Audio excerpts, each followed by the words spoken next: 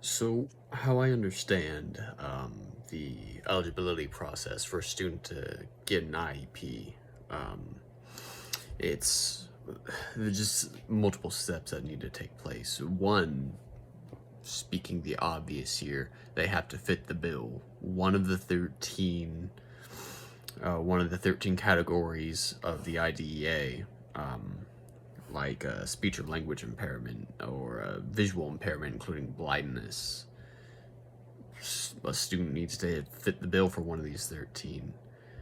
Then an evaluation needs to be scheduled. Parent needs to get involved, and just so many. The evaluation needs to go through between the parent, the teacher, administration, just all that to find out exactly what issue the child has and what the best plan would be moving forward. Just the problem needs to be addressed. So there's that. The differences between a 504 and IEP. It's I hope I'm not oversimplifying it, but it seems pretty simple. A 504 is basically a protection act for those who have a disability. They can't be discriminated against. Like, they can't be necessarily bullied for their offense, or they can't be treated worse, or they're not meant to feel like lesser. They are the act basically protects them and gives them rights. It's a rights issue to get the same attention and service as all the other kids, and maybe a little extra what's needed of them. It's a protection act. It's a rights issue essentially. So and also the 504s, as I understand it, are a bit more broad. It can be applied to a broader spectrum, while an IEP is very specific with very specific needs, very specific categories, right? Like, I mean, there's 13 of them: deafness, hearing impairment, deaf blindness, or orthopedic impairment. There are specifics, and I have this specific definitions for each. A 504 seems much more broad. And a personal experience, I once worked at a place called Valley Teen Ranch out in Madera Ranchos. It's essentially a last chance school. Basically, these kids have been in and out of juvie, and this is their last chance to get back on track with their schooling, to pass and to move on. If they can't work it out here, then they go back to juvie.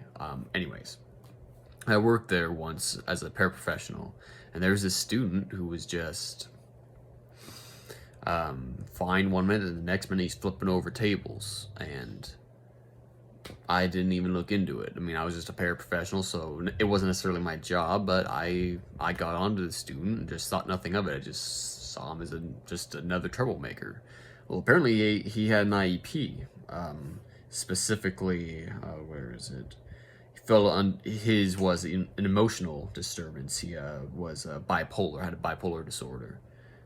I didn't know that, didn't even think to look into it. I thought nothing of it, and that was obviously wrong of me. As soon as I learned that from one of my coworkers, went, oh, yeah, that makes a lot of sense. Maybe I should have paid more attention. So there's that. That's my experience with that, and should have been aware of his eligibility, and I should have been aware of how I should have, worked with him on that. That was entirely my mistake. So, going down to the questions, how can I learn more about the IEP and 504 processes? Well, honestly, I learned about it the first time when I was taking the quizzes or the knowledge checks. I Googled it, and countless websites came up. Like, one even listed all the IDEA disability categories. I had everything right there ready for me. And so, how can I learn more? Well, Google. Obviously, the resources here at National, of course, but also there's plethora of knowledge I can gain from the websites I found. The difficulties I may experience as a general educator, well, honestly, just the process, because it's not a matter of just saying someone has a disability and giving them special treatment. Obviously, as I stated, there's a lot more to it. The process, the evaluation, and it's unfortunate that we need to do this, but we do. Some kids could be deceptive and could be lying about a disability just to get special treatment. It's unfortunate, but that's people have deceptive minds, and so difficulty I might face is not telling the difference whether or not a child is being genuine. Obviously, a parent will have to speak on behalf of them as well, and so that would help. But what if a child's parent isn't very involved, and we're taking the word off of the student alone? There's just sometimes I question my judgment, so that might be an issue. Consider a student you would need to qualify for services. I mean, at Valley Teen Ranch, once I worked there, multiple students could have qualified it, but they were on their own. They were in and out of juvie. Their parents basically broke off all contact with most of those students, so it would be incredibly difficult to tell, right? And what would I do if I disagree with an IEP member's opinion? Well, just get another opinion.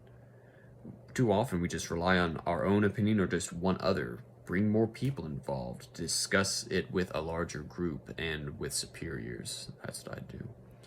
So I believe that's it. I believe that's all the requirements. I apologize if this was too long.